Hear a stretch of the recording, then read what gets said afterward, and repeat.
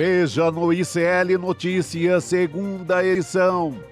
Golpismo nos mínimos detalhes.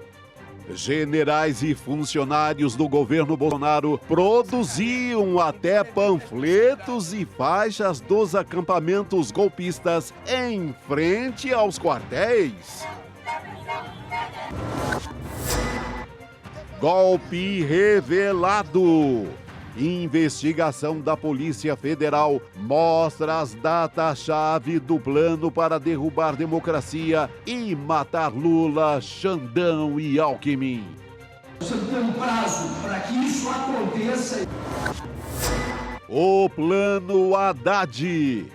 Dólar dispara na véspera de pronunciamento de ministro da Fazenda em rede nacional. O ICL Notícias, o veículo mais confiável do Brasil, está no ar.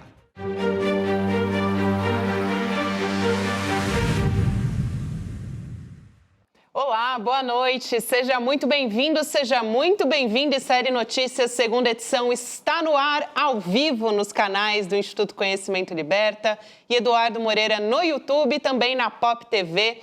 No seu Rio Grande do Sul, né, gente? Comecei bem esse programa. É que agora a gente voltou à programação normal. Exato, hoje sem tá horário extraordinário. Sim, edição extraordinária, dia 27 de novembro. Muito boa noite, Mas eu tenho Chico sentido Sá, falta de um Rodriguiano. alvivaço. Faz tempo que não vem o alvivaço, né? E a outra Estamos coisa que eu aqui ri ao aqui vivaço. é que acabou de entrar a nossa escalada com o grande Oliveira Júnior. Isso. Eu fiquei imaginando você dublando, com o rosto da Gabi assim e a voz do Oliveira Júnior. É porque eu faço, viu? Sensacional. Ninguém acompanha, mas enquanto a É, escalada porque ela tá tava acontecendo, eu tava fazendo aqui. Ela tava Ninguém imitando, viu. inclusive com a entonação e a Mas voz. nunca Grande locutor, grande ali Oliveira. no tom de Oliveira, né? Porque aí é outro nível. é outra Não tem coisa. como a gente chegar nele. Mas, gente, muito mais notícia tá vindo aí. A gente tá falando do relatório da Polícia Federal e agora vamos passar a falar do pacote de Fernando Haddad que vem aí, né, gente? Pois é. O dólar já disparou, né, Chico Sá? O mercado não gosta. Qualquer ideia de ajudar trabalhador no Brasil,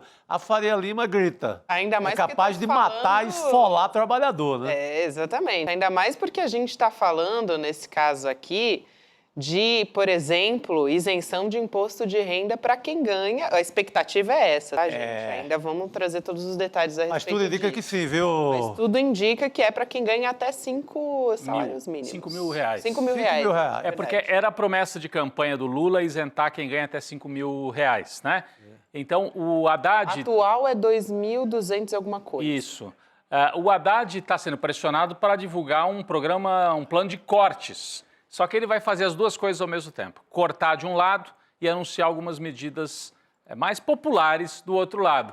E a Faria Lima ficou nervosa. Hoje, o dia inteiro, dólar disparou, a bolsa caiu. Por quê? Porque, como assim? Vão isentar quem ganha até 5 mil reais? Não, não pode. E parece que está sobre a mesa do Haddad, e ele deve falar hoje às 8h30 da noite, estão sobre a mesa do Haddad duas medidas, além dos cortes de gastos que vão acontecer, mas duas medidas. Taxação dos super ricos Isso e aí isenção. não pode, né, Rodrigo? Não pode. O agro, tudo bem. É. Agora, super ricos, ainda é uma A balançada grande no mercado. mídia tem sua isenção também, tudo bem. Agora, quando é para favorecer quem ganha até 5 mil no Brasil, Não pode. classe média ali que arrochada, que vive tentando sobreviver a Aí todo o custo. mercado reage. Aí o mercado fica Não loucão. aguenta, o mercado não aguenta. O mercado não é... Não, então são duas medidas, né? Isenção para quem ganha até 5 mil e a segunda medida, taxar os ganhos dos milionários. Porque no Brasil, Gabi, o sujeito é dono de uma grande empresa, tem distribuição de lucros e dividendos.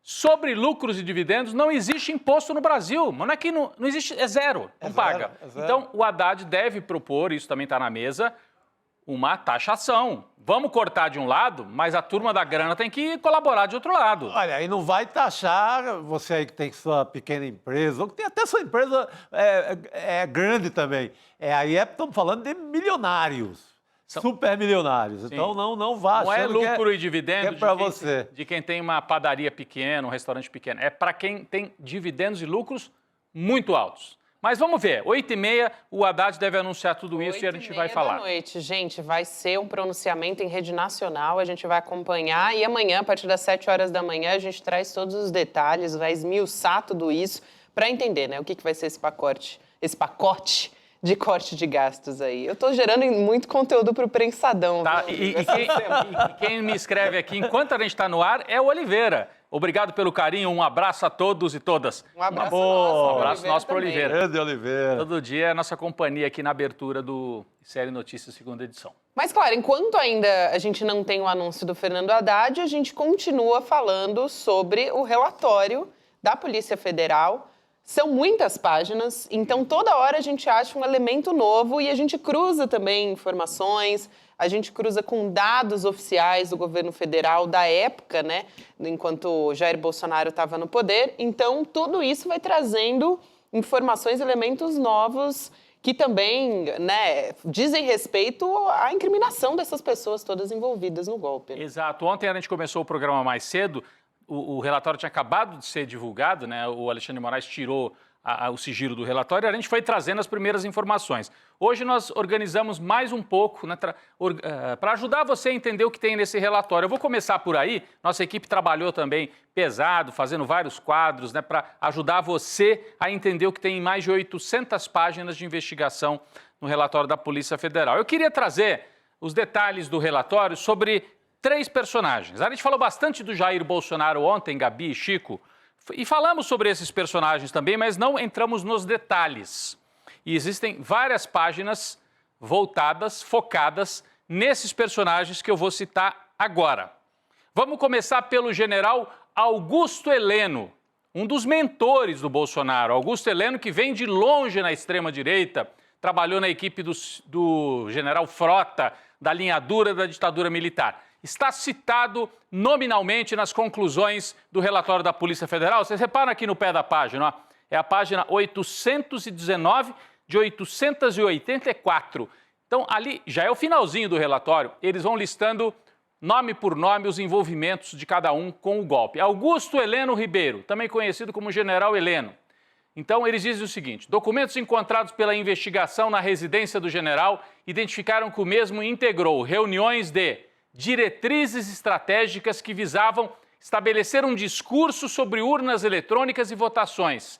É válido continuar a criticar a urna eletrônica, isso entre aspas, foi uma das coisas que acharam. Acharam a agenda do general Heleno, acharam anotações, acharam um monte de coisa. Também foram identificadas anotações realizadas pelo militar com teor nesta linha de atuação do diretor da ABIN, o Alexandre Ramagem, para coagir a Polícia Federal. Então, Augusto Heleno, a Polícia Federal identificou a articulação dele com a ABIN para coagir a Polícia Federal a não cumprir ordens emanadas pelo Poder Judiciário. Vamos para a próxima página descrevendo a ação de um dos líderes do golpismo no Brasil. Em 5 de julho de 22, o último ano do governo Bolsonaro, Augusto Heleno teve participação relevante no encontro realizado para engajar membros do governo e disseminar alegações sabidamente não verídicas, sem qualquer lastro correto de que existiriam indícios de ocorrência de fraude nas eleições brasileiras. Em sua fala, o general admitiu que conversou com o diretor adjunto da ABIN, Vitor, para infiltrar agentes nas campanhas eleitorais. Lembram? É aquela reunião que foi gravada pelo Mauro Cid, aqui a Polícia Federal está fazendo o resumo. No mesmo sentido, foi identificado que o investigado, general Augusto Heleno, chefiaria o Gabinete Institucional de Gestão de Crise. Eles já tinham preparado. Era o AI-0. Não tem AI-5 lá na época da ditadura? Aqui era o AI-0. O AI-0, né, o dia seguinte do golpe, era instituir o Gabinete Institucional de Gestão de Crise e instalar o general Heleno como chefe desse gabinete. Estava naquele organograma que foi encontrado pela polícia, com um outro general ainda, o general que está preso, o general Mário Fernandes. Vamos para a terceira página que cita o Augusto Heleno, terceira e última, né? O general... Tudo isso, né, diz a Polícia Federal, demonstra que o general Augusto Heleno tinha papel relevante nos fatos investigados, exercendo, conforme todos os elementos probatórios demonstram, posição de liderança e proeminência na execução do plano de golpe de Estado. É assim, relatório da Polícia Federal sobre o Augusto Heleno, que anos atrás cantava de galo. Vamos relembrar o Augusto Heleno, que hoje está escondido, calado, como é que ele se comportava, por exemplo, numa reunião política que lançou o Jair Bolsonaro? Lembram do que ele cantou lá na hora do discurso? A gente tem aqui o vídeo. Vamos passar esse vídeo do Augusto Heleno, na época que ele era cantor? Opa, se lembrando. Canta, Augusto Heleno, vai lá. Eu vou pela primeira vez na minha vida cantar no microfone alguma coisa que não seja um hino pátrio, né? A musiquinha para começar e terminar a inserção televisiva do Centrão é: se gritar, pega Centrão, não fica um, meu irmão. Se gritar pé Centrão, não fica um, meu irmão. E ele agora está refestelado lá com o Centrão. Você lembra do Bolsonaro falando também, Rodrigo, uma vez? Ele falou, eu sou do Centrão, não vejo nenhum problema. Ele depois, que ele mudou o discurso, né? Mudou. Assim. Aqui foi na campanha de 18, tanto que era o PSL, né? Era o partido antigo. Se gritar... Pega Centrão. Pega Centrão. Agora, como é que a gente podia adaptar, hein? Se gritar, pega general, pega o Helenão, não fica um, meu irmão. A polícia vai pegar, hein, o general Heleno, vai te pegar. A polícia está vindo para te pegar. Bom, esse é um dos personagens citados, como disse o relatório da Polícia Federal, papel central na liderança do golpe de Estado. Outro personagem, o almirante Garnier. Gente, estamos falando de militares da mais alta patente. O general que queria brincar com o Centrão e depois se refestelou no crime, porque isso é crime. O general que se afundou em crime e um almirante também que se afundou numa quadrilha, segundo a Polícia Federal. Almirante Garnier Santos, almirante de esquadra, né, chegou a ser o comandante da Marinha do Brasil. Conforme detalhadamente descrito no presente relatório, Jair Bolsonaro convocou no dia 7 de dezembro de 2022 os comandantes das forças e o ministro da Defesa para o Palácio da Alvorada. 7 de dezembro de 2022. Lula já tinha sido eleito, Bolsonaro estava naquela fase de muda, para ver se ia dar o golpe ou se não ia. Convocou os chefes das forças, né, para apresentar a minuta de decreto e pressionar as Forças Armadas a aderir ao plano que objetivava a abolição do Estado Democrático de Direito. Os comandantes do Exército e da Aeronáutica se posicionaram contrários a aderir a qualquer plano que impedisse a posse do governo legitimamente eleito. Já o comandante da Marinha, Almirante Garnier, que é objeto aqui desse trecho da Polícia Federal, colocou-se à disposição para cumprimento das ordens, colocou à disposição tropas, a gente já viu vários trechos, mas essa é a conclusão da Polícia Federal. Tem mais um trechinho para concluir aqui em relação ao almirante Garnier. Próxima página, por favor, gente, para a gente concluir aqui em relação ao almirante Garnier. Vamos lá? Aí. Não é essa, é a anterior, era a segunda página do almirante. Aqui, isso. A adesão de Almir Garnier, conforme as trocas de mensagens entre investigados e adeptos do golpe de Estado, descritos ao longo do relatório, serviu para organização criminosa, é assim que eles são tratados. Almirante Garnier estava numa ORCRIM, organização criminosa, pressionar ainda mais o alto comando do Exército. Em razão disso, conforme amplamente detalhado, o general Braga Neto determinou e orientou que os militares promovessem ataques pessoais ao general Freire Gomes e ao brigadeiro Batista Júnior, inclusive aos familiares destes, em razão de serem, entre aspas, traidores da pátria. Por outro lado, com relação ao almirante Garnier, a orientação era de difundir elogios. Há registros de comandantes da Marinha, de que o comandante da Marinha deveria ser reconhecido como um patriota. Então, ele era tratado como um patriota, porque era golpista. E os comandantes da Aeronáutica e do Exército como traidores da pátria, e a orientação do Braga Neto, outro apontado como quadrilheiro, bandido, porque isso aqui é bandidagem. Ataque à Constituição é bandidagem. Sugeriu atacar as famílias de colegas de farda dele que se recusaram a entrar no golpe criminoso. Então já temos Augusto Heleno, Almirante Garnier e o Braga Neto, que eu acabei de citar. Rapidinho, vamos passar pelo Braga Neto, isso a gente já falou bastante, tem bastante material. Opa! É verdade, tem o VT do Garnier, o VT é o Garnier. Lembra, a gente já tocou aqui esse vídeo na semana passada, mas só para mostrar, no dia 15 de dezembro, o que ele falava na formatura da Turma da Marinha. Vamos ver um trechinho. Todos nós queremos líderes justos, líderes coerentes. Nós não queremos líderes frouxos, não queremos líderes bonzinhos, não queremos líderes tiranos. Nem sempre conseguimos fazer tudo o que queremos, Muitas vezes queremos navegar em direção ao porto seguro em linha reta, mas a tempestade nos impede e nós temos que navegar de acordo com o que aprendemos a navegar para contornar furacões, a fim de não perder o nosso barco, de não colocar em risco nossa tripulação. Mas saibam, senhores, que a manobra de tempestade guinará novamente o barco em direção ao porto seguro que queremos. E lá chegaremos. Pode demorar um pouco mais, mas chegaremos. Gente, a voz dele estava até embargada, hein? Tava nervoso, né? Nervosão, né? Dia 15 de dezembro de 2022. Esse vídeo é do auge da articulação golpista, Gabi. Imagina, já tinha tido o ataque à Polícia Federal no dia 12, que foi o dia da diplomação.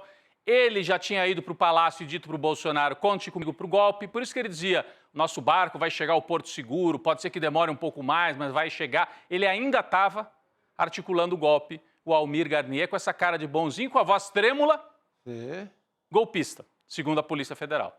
Bom, e o Braga Neto, terceiro personagem que eu ia destacar aqui, a gente pode voltar então lá para o relatório, para aquelas páginas do relatório, já citamos o Augusto Heleno e o Almirante Garnier. Vamos para as páginas do relatório da Polícia Federal, mais de 800 páginas, que citam Walter Souza Braga Neto, general da reserva, já foi interventor no Rio de Janeiro, foi ministro do Bolsonaro e seria o vice na chapa do Bolsonaro.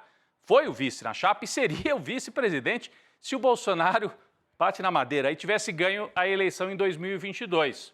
Conforme descrito no presente relatório, a investigação identificou que após a elaboração do planejamento e tal, o núcleo de militares com formação em forças especiais, os denominados FE, realizaram um encontro no dia 12 de novembro na residência do general Braga Neto. Então, a casa dele serviu para articular, não era simplesmente um golpe, era a parte mais sangrenta do golpe, que era prender o Alexandre de Moraes e, se necessário, matar, executar, aniquilar, como eles diziam, neutralizar o Alexandre de Moraes. Está no relatório da Polícia Federal. Isso aqui é documento da Polícia Federal na página 874. O último trechinho do Braga Neto, né, na página seguinte, só para a gente concluir, também foram identificados fortes e robustos elementos que demonstram a participação ativa ao longo do mês de dezembro do general Braga Neto na tentativa coordenada de pressionar os comandantes da aeronáutica, aquilo que a gente vinha dizendo antes. Ele botava a turma do gabinete de ódio para ir para cima, vai para cima do Batista, que é da aeronáutica, vai para cima do Freire Gomes, né? Ele utilizou o modo de agir da milícia digital. A Polícia Federal associa o Braga Neto à milícia, método miliciano para atingir colegas de farda. É assim que está citado o Braga Neto no relatório da Polícia Federal. E por último, aqui antes da gente... Por último, não, que nós temos um monte de coisa para mostrar ainda. Por último, nessa parte do programa, um trecho que a Polícia Federal chamou de Operação 142. Foi um documento encontrado na sede do Partido Liberal. Olha que grave isso, gente. O Partido Liberal abria sua sede para o Braga Neto. E dentro, lá do partido, encontraram uma série de documentos, né? Material apreendido na sede do partido, mais especificamente na mesa do assessor do Braga Neto, o coronel Peregrino, numa pasta denominada Memórias Importantes. Ainda bem que eles avisaram, né? Os golpistas deixaram tudo anotadinho, Chico. Encontraram um esboço de ações para a denominada Operação 142. O que era isso? Lembra do artigo 142, Gabi, que eles diziam, a Constituição autoriza as Forças Armadas a intervir? E eles usavam isso o tempo todo, nos cartazes, espalhados na frente dos quartéis e tudo. Quem foi que abriu esse precedente, né, Rodrigo? Quem será que foi? Inclusive jurista, que deu parecer. Nós vamos mostrar já a carinha de um deles aqui. Mas o que era esse esboço? Um material assim, manuscrito, está na página seguinte. O relatório da Polícia Federal incluiu isso também. Podemos colocar aqui, olha isso. Esse quadro aqui, ó, estava nessa pasta do assessor do Braga Neto dentro do Partido Liberal. O documento tem vários tópicos, tá vendo? Tem vários núcleos assim, né? Bem no estilo militar, Operação 142. Então, eles incluíam ações como linhas de esforço, interrupção do processo de transição. Eles falavam claramente, nós vamos interromper o processo de transição. Mobilização de juristas e formadores de opinião para dizer que o Exército tem direito de intervir. Enquadramento jurídico do decreto 142 com a ajuda da AGU e Ministério da Justiça. A Polícia Federal pegou tudo isso, né, porque aqui está difícil de ler. A Polícia Federal organizou isso aqui num organograma que também está no relatório, que é o que vem aqui por último, explicando o que eram estas ações propostas na tal da Operação 142. Olha aqui, ó. Avaliação de conjuntura, enquadramento jurídico, aí tem aqueles termos mais militares, centro de gravidade estratégico, estado final desejado, centro de gravidade político e o estado final político. Lula não sobe a rampa, estava entre o resumo da ópera, tudo isso era com esse objetivo. Lula não sobe a rampa, que era também um slogan que ia para as portas de quartel, como a gente viu, né, Chico? Total, não, era o mantra, era a grande filosofia da frente do quartel, era isso aí. Lula não sobe a rampa. Aí com a variação, o vagabundo não sobe a rampa, o sapo barbudo, aí trocava por várias possibilidades. O condenado, o descondenado, cada um usava de acordo com a sua preferência, mas não sobe a rampa era a grande história. E tinha uma central, portanto, de produção desses slogans. Daqui a pouco o Leandro Demore vai vir aqui no programa e vai mostrar pra gente como é que isso aconteceu. A Polícia Federal detectou como é que eles produziam dentro do Palácio. Gente que trabalhava no Palácio produzia material de propaganda para o golpe de Estado.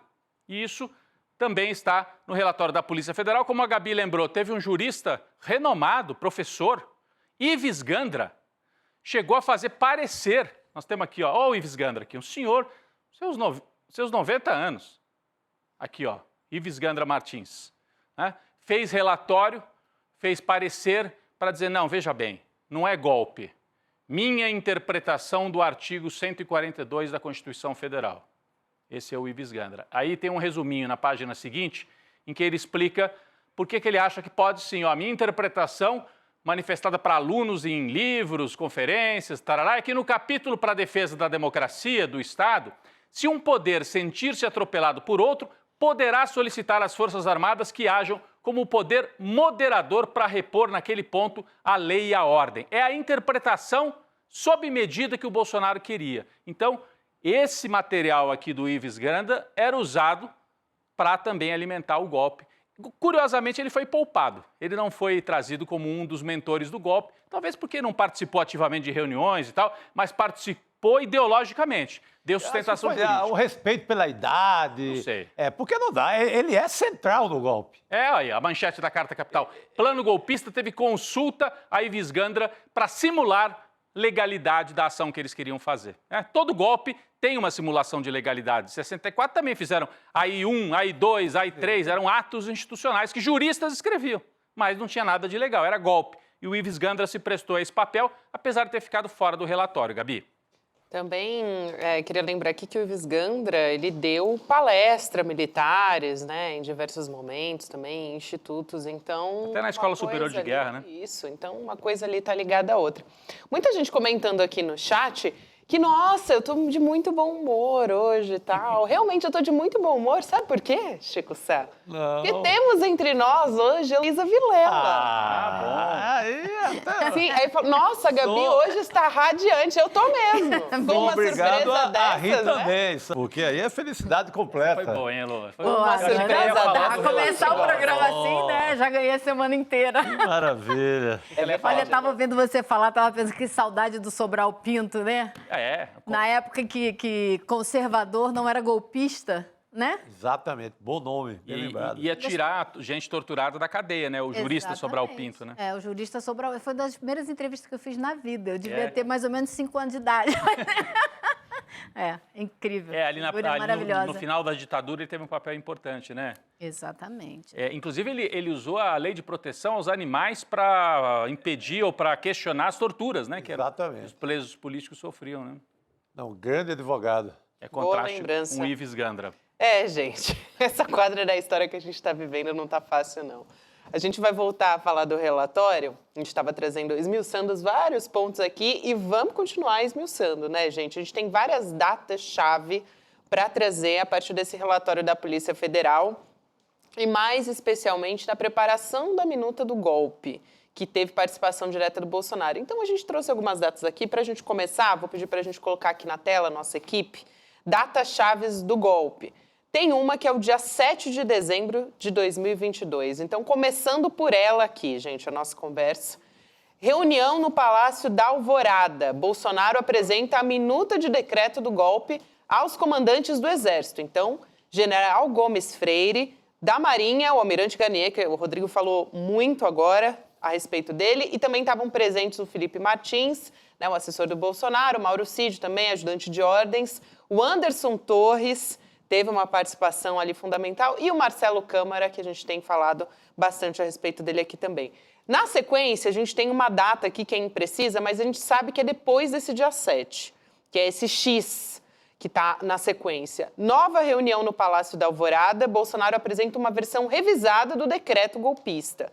Aí a gente tem novamente o Gomes Freire, nesse caso também o Brigadeiro Batista Júnior, mais uma vez o Almir Garnier, o almirante. Foi nessa reunião, Gabi, desculpa te interromper, daqui a pouco a gente... Não, fundamental. Foi nessa reunião que os dois comandantes do Exército e da Aeronáutica disseram, não vamos para o golpe, e o Garnier falou, vamos, se depender de mim, vamos. Essa reunião que aconteceu ali entre o dia 7 e o dia 10 de dezembro, mais ou menos, é uma data ainda que não está tão precisa, mas ajuda a gente a entender essa organização do golpe. Teve também, complementando essa informação que você traz, Rodrigo, teve também uma troca de mensagens ali do Mauro, que foram enviadas, na verdade, do Mauro Cid para o Freire Gomes, dizendo que o presidente deu uma enxugada no decreto. Então, ele deu uma revisada e enxugou, tornou ali o decreto, teoricamente, mais objetivo do que estava antes. Então, o que mostra que o Bolsonaro colocou a mão diretamente nessa minuta. Essa foi uma das primeiras informações essenciais que colocou o Bolsonaro na prática dentro do golpe. Essa informação foi fundamental. É isso. Depois a gente tem, na sequência, o dia 14 de dezembro, uma reunião no Ministério da Defesa. E aí o general Paulo Sérgio Nogueira, ministro da Defesa, apresenta uma versão mais abrangente do decreto golpista. Então, mais uma vez, né, eles estavam ali lapidando a minuta do golpe. Que incluía a decretação do estado de defesa e a criação da Comissão de Regularidade Eleitoral. Estavam, mais uma vez, Gomes Freire, Brigadeiro Batista Júnior e o almirante Almir Garnier. Esse estava em todas também, né? O que mostra que foi, voltou, né, Ilô? O documento foi. Voltou. Que não tem inocente aí, não. Todo mundo participou. O Gomes Freire está lá ainda, está negociando. Ele salta fora, mas ele tá lendo minuta para cá, minuta para lá. Ele está vendo como é que a coisa vai andar. Isso que você está falando de vai e vem deixa muito claro que houve todo um processo que foi pensado, elaborado, discutido. Não foi um rompante que alguém ficou nervosinho e falou, vou dar um... Não é isso, não. É um plano que foi sendo elaborado, preparado, né, estruturado cada vez mais. Posso trazer mais uma informação que eu achei assim, muito boa para ilustrar o que estava sendo feito ali? Porque o Mário Fernandes, na primeira reunião do dia 7... ele, que era então secretário-geral ali, né, do Bolsonaro, da presidência. General. O general, ele manda muitas mensagens, a gente já falou a respeito delas aqui, mas ele manda uma mensagem confirmando a importância da reunião que estava sendo feita ali. E aí tem um trecho da mensagem que foi enviada para o Mauro Cid. Ele fala assim, Cid, eu acho que você está tendo uma reunião importante aí agora no Alvorada. Aí olha o que ele fala, isso é história. A história é marcada por momentos como esse que nós estamos vivendo agora. Quer dizer... Isso era, para eles, assim, um momento fundamental, era o momento do golpe. Que deixa claro que ninguém estava discutindo receita de bolo. Exatamente. Né? E que o Mauro Cid estava lá dentro, ao contrário do que ele andou dizendo, que, né, eu estava lá, mas eu não participei de reunião e tudo, então está mais do que claro que ele estava lá participando, discutindo, coordenando. Até o pescoço dentro do golpe. A gente tem também, aqui para trazer, agora falando a respeito do plano do punhal verde e amarelo. Punhal Verde e Amarelo, que foi na casa do general Braga Neto, né, no Walter Braga Neto, foi discutido e começou a ser executado a partir dali, né? E que culminaria com o dia 15 de dezembro, com a tentativa de prender o Alexandre de Moraes. Aí a gente tem as datas-chave também que a nossa equipe preparou do plano. Então a gente tem o seguinte, o objetivo é isso, Rodrigo, matar Lula, Alexandre de Moraes e Geraldo Alckmin. No dia 9 de novembro de 2022... o plano foi impresso no Palácio do Planalto pelo general Mário Fernandes, esse que eu comentei agora, que mandou a mensagem. Isso é história, a história sendo feita. Depois, no dia 12, reunião na casa do Braga Neto, como eu disse, aprovando o plano. Nessa reunião estavam Mauro Cid, sempre bom a gente lembrar os nomes, né? Major Rafael Martins de Oliveira, Braga Neto, né, o dono da casa, e o tenente-coronel Ferreira Lima também estava lá.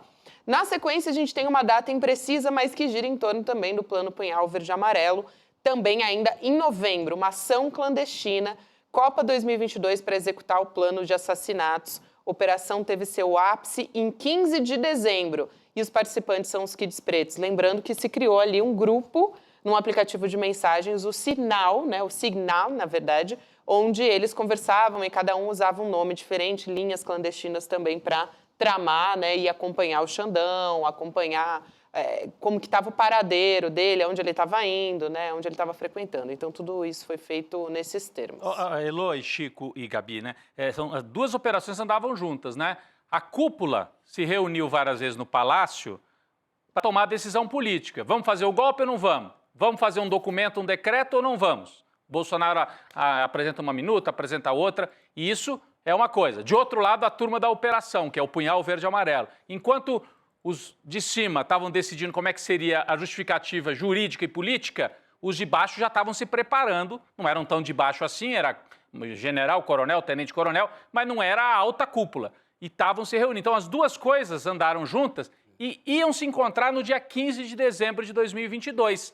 Como o Bolsonaro não assinou a minuta, parece que foi isso que impediu, né, Elô, a ação de acontecer no dia 15. A ação de acontecer no dia 15. E eu acho que tem outra coisa que é importante também, que não são só esses generais que a gente está falando, o Bolsonaro, existem os outros agregados desse processo que agiram e deram todo o apoio. Por exemplo, desembargadores que defenderam artigo da Constituição 142, como você falou na abertura, que para ser usado para um golpe. Então, tem mais de um desembargador. Políticos que ajudaram a organizar reuniões no Congresso para difundir essa ideia absurda de que esse artigo poderia ser usado para o golpe. Então, tem vários coadjuvantes que agora, com o relatório da PF, a gente tomou conhecimento da profundidade, do alcance que esse golpismo já tinha, né? Como disse o outro ali para mim outro dia, a sepsemia que o Bolsonaro promoveu na sociedade brasileira. Olha, foi por pouco, hein, Chico? Foi muito pouco, não. E o maluco é que você não ouve em nenhum momento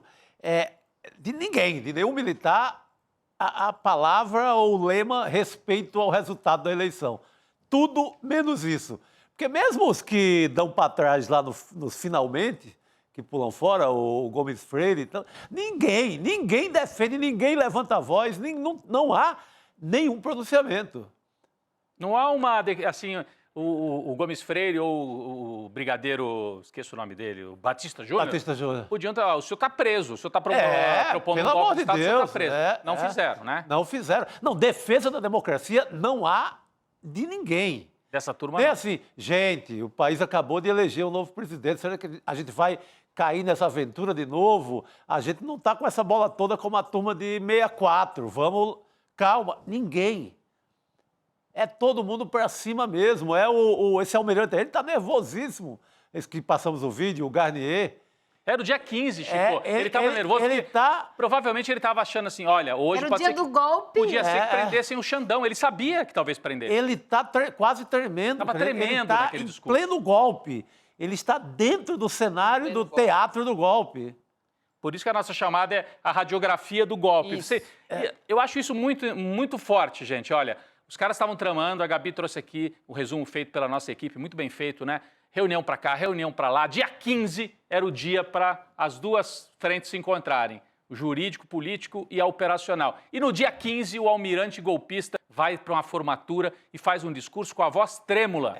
Com a voz trêmula. Isso é radiografia, é para a gente ver o que poderia ter sido. Por isso que ele fala, o barco vai chegar a um porto seguro, pode demorar um pouco mais. Ele estava achando que ia ser naquele dia. Imagina a imagem que estava na cabeça dele enquanto ele falava isso. Ele achou que estava fazendo história ali, né? Eu fico imaginando isso. E porque essas coisas vão se perdendo ali, né, no passado. A gente não ligou todos esses pronunciamentos, né, a aparição do Bolsonaro depois de ficar um tempão calado. Nós vamos mostrar daqui a pouco também. A gente vai trazer também. Mas tudo isso a gente vai juntando com as peças do relatório que estão saindo e aí elas vão fazendo sentido.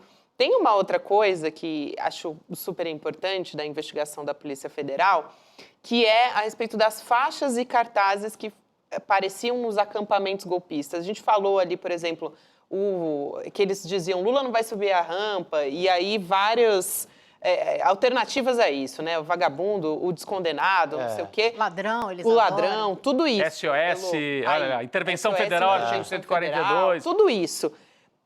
Essas frases todas que apareceram, né, na mão das pessoas comuns, né, dos apoiadores de Bolsonaro, elas eram produzidas por integrantes do governo do Bolsonaro. Então, tudo isso foi arquitetado, gente. Equipe Isso de criação estava dentro do Palácio do Planalto, né? Exatamente.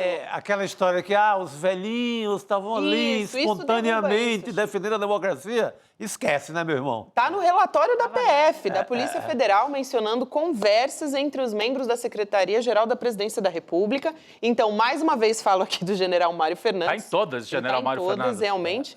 E também um coronel, o George Robert Oliveira Lisboa. É um nome que talvez as pessoas não estejam tão familiarizadas, mas é importante. Por quê? O coronel Jorge, no dia 7 de novembro de 2022... ele sugere a confecção de um panfleto. Aí eu vou mostrar aqui o rascunho e como ficou. Olha só. Ele desenha dentro do palácio isso, Gabi? Brasil. Gente, isso é muito bom, Fala da né? equipe de criação de marketing do golpe dentro do palácio. É surreal. Chega a ser cômico, mas é absurdo, né? Enfim, Ele põe a liga. O golpe estava sendo tramado. Isso rodou nos grupos de Telegram, de WhatsApp, um monte de gente compartilhou. E isso saiu da cabeça dos golpistas. Agora o povo não consegue nem copiar direito, né? Porque no rascunho tá lá, vamos marchar. Aí no cartaz tá, vamos marchar. Vamos marchar. Mesmo. Não, e assim, olha, no rascunho, Elô, se a gente olhar lá na observação embaixo, 9 de novembro. podemos colocar um pouquinho maior, só para a gente enxergar aqui, ó. Colocar maior, do lado esquerdo está o rascunho, ali, ó, ele coloca letras brancas, ele detalha. Letras brancas. E quem confeccionou obedeceu, porque é coisa de milico. Letras brancas, pode colocar. Vamos ver o que mais está nisso. Agende a marcha na sua cidade, fundo azul da bandeira. Fundo azul. Tudo planejado, era centralizado. Não é assim, os velhinhos, a turma na frente do quartel. Veio pronto, Chico. Tudo, não, o pacote completo, né? É o grande guia do golpe. Com toda a padronização de cores, do material de comunicação. Aí sua família, que está lá no interior, na praça, pegou esse ônibus aí, esse bonde do golpe, tá o quê? Tá presa na papuda. Sabe? O que essas pessoas levaram? Não, a família lá do interior, direto para a cadeia. Grande coisa, cara. E eles passaram por um processo de convencimento, né? Porque essas pessoas foram convencidas de que houve fraude nas eleições, de que eles estavam defendendo a manutenção da ordem no Brasil, e eles tinham, o relatório mostra isso muito claramente, que eles tinham uma preocupação muito grande com o discurso único. A gente estabelece qual é a meta e a gente distribui. Então, o artigo 142, por exemplo, foi motivo de discussão e de decisão de que esse é o discurso. E a gente vai propagar esse discurso de várias maneiras, em campanhas, nas manifestações públicas, dentro do Congresso Nacional, chamando uma audiência pública. Nos grupos de Zap. Nos grupos de Zap. Então, era muito organizado. Não houve, assim, improviso. Não. Eu vou chamar o Demore aqui para nossa mesa redonda, ele já está pronto para entrar com a gente. Demore, boa noite. Olha, teve até, Demore, gente contente com esse resultado aí. A gente mostrou o antes e o depois, né? O rascunho e o que rodou nas redes sociais. O general Mário Fernandes, mais uma vez, ele pediu para o coronel Jorge Lisboa parabenizar quem fez o material. Olha só aí na sua tela. General Mário Fernandes dizendo: excelente, Robert, ficou padrão, cara. Parabeniza o teu camarada lá. Porra, e agradece muito a ele, cara. Um grande abraço, amanhã a gente conversa, força. Boa noite para você. Washington Oliveto do golpe. Coitado do Oliveto. Não. Coitado do Oliveto, não merece isso. Ô Chico, daqui a pouco a gente vai descobrir. Você sabe que tem uma artista da extrema-direita que ficou muito famosa nos últimos anos, que é a Lucy Bourne. Daqui a pouco a gente vai descobrir que a Lucy Bourne era um general, gente. Porque tudo sai daí. Essa parte dos designs gráficos me chama muita atenção. Eu pedi para o pessoal separar isso, porque para além de mostrar, né? Porque muitas vezes a gente falava essas coisas. Olha só, Rodrigo, esse vídeo do Garnier, o primeiro e talvez único a mostrar isso na internet e talvez na imprensa brasileira, fui eu. Quem achou esse vídeo fui eu. No Lá? ano passado, eu mostrei esse ano vídeo no passado, Desperta. E parecia loucura. As pessoas falaram, Demônio, você tá exagerando. Eu falei, gente, olha o discurso desse cara. Tá gravado no Desperta, só as pessoas procurarem lá. Eu fiz o programa quase inteiro sobre esse vídeo no ano passado. E aí, agora a gente começa a entender as coisas. E a gente começa a ver que as faixas que estavam desde o 14º Regimento de Cavalaria Mecanizada, lá em Santa Catarina, na fronteira com a Argentina, até o Forte Apache em Brasília, elas vinham do mesmo centro. E aí eu lembrei, Rodrigo, que na semana passada a gente mostrou até no programa um print que estava rolando pelo Telegram, bem nessa época aí, novembro, dezembro de 2022, falando o seguinte, olha, atenção, se o Lula parecer morto envenenado, a esquerda forjou a morte dele para que ele pudesse fugir. Rodrigo, temos alguma dúvida, ou pelo menos quase nenhuma dúvida, de que isso também partiu dessas pessoas? É claro que não. A gente viu que tinha um centro de produção de informação para controlar o que se chama de narrativa, para manter essas pessoas presas nessa narrativa e para aquilo fazer muito sentido, para passar a impressão de que havia um apoio popular, um apelo pelo uso do 142, um apelo para que as Forças Armadas salvassem as pessoas. Nessa confecção de mensagens, Gabi, tem até mesmo as mensagens que eles queriam passar para os generais com os quais eles iam se reunir. Então tinha lá coisa para pedir para o Freire Gomes, ajude a salvar a nação Freire Gomes, tinha o nome do Batista Júnior, tinha o nome do Garnier, já forçando a mão para que os caras passassem nas praças, ou alguém fosse lá, tirasse uma foto, mandasse no grupo de zap e falasse, olha aí, general, o povo está pedindo para que o senhor salve o Brasil. Então é uma coisa muito arquitetada e muito bem pensada. Eu fiquei bem surpreso. Parece uma parte boba, né, Lu? Mas é a parte do marketing. Ela é fundamental em qualquer regime, né? Fala, Gabi. Tem mais um documento que foi salvo ali, de acordo com a PF, né, no dia 7 de novembro, chamado Faixas. E aí tem o arquivo. A gente vai pedir, eu vou pedir aqui para encher a tela com esse arquivo, porque mostra que a PF interpretou como essas mensagens seriam confeccionadas, né, nas faixas. Então, aquilo que a gente viu, SS, Forças Armadas e tal.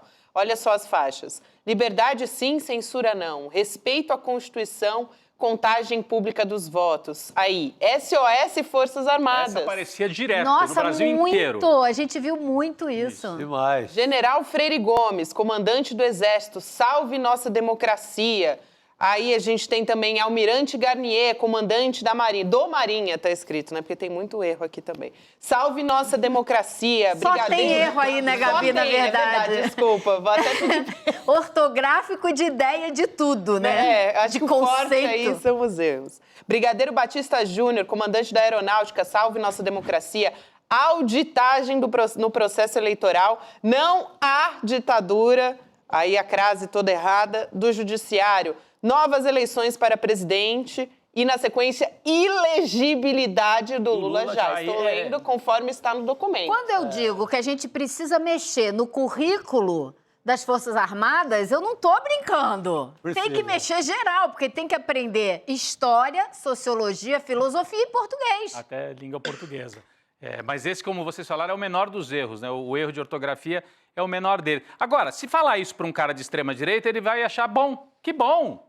Os militares estavam, sim, preparando, estava tudo centralizado mesmo, porque a gente precisava disso. Só que para quem está do lado de cá, para aqueles que são defensores da democracia, e alguns que achavam, vocês estão exagerando. Sim. Aquilo não é tanto assim. Como a gente ouvia sobre 64, sim, quando dizia, os Estados Unidos ajudaram a dar o golpe. O pessoal, isso aí é teoria conspiratória. Depois abriram os áudios lá da Casa Branca e estava o presidente conversando, dando instrução para o golpe em 64. E demorou 50 anos para a imprensa, para a imprensa do Brasil, o Globo e etc., reconhecer que foi um golpe. O de 64.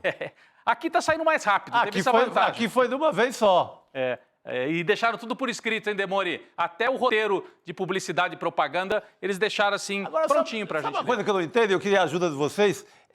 Lendo o relatório quase inteiro, eu não entendo por que só o Mário Fernandes, assim, de general, foi preso. O que é que ele tem de diferente do Braga Neto, por exemplo? Boa pergunta. O Felipe Martins foi preso, né? Mas não é general, né? Ele está falando como general. Assim. Como general. Felipe Martins, Não é civil? assessor do... Não. Não. Ele foi preso porque havia uma dúvida se ele tinha deixado o Brasil via os Estados Unidos. Exatamente. E aí Isso. depois ele ficou preso por um tempo e aí depois solto, e nessa operação ele não foi preso, não. O que eu vi nesses últimos dias, Chico, é que há uma... Eu falei com muita gente nesses últimos dias, até porque eu andei meio adoentado, então eu fiquei na cama usando o celular para falar com pessoas, né?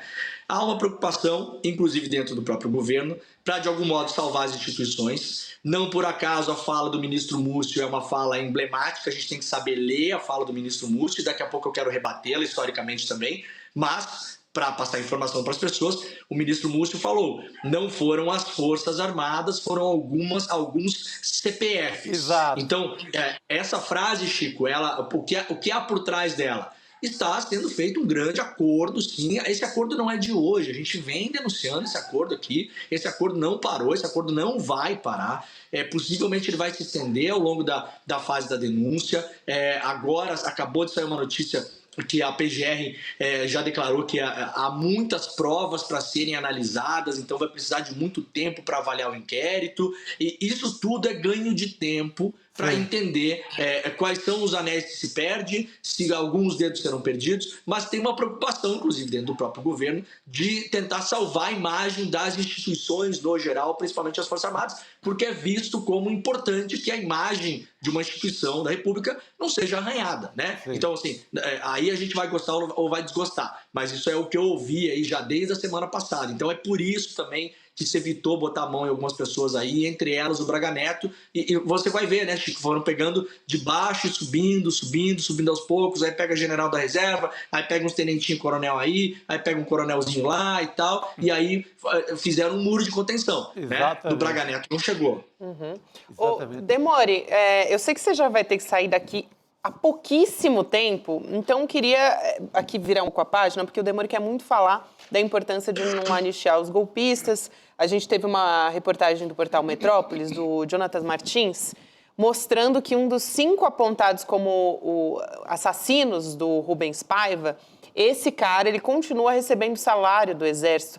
Isso é muito importante. Muita gente vem aqui no nosso chat todos os dias falar do filme Ainda Estou Aqui, né? Enfim, brilhante e importantíssimo, muito atual. A gente está falando aqui de R$ 35.991 que caem todos os meses na conta desse general, né? Que é o José Antônio Nogueira Belhan. Dados que estão no portal da Transparência, né, Demore? Eu queria usar isso só como gancho, Gabi, para a gente tensionar mais essa questão da anistia, que é uma questão que os colegas sabem que eu me preocupo com isso já há muito tempo, né?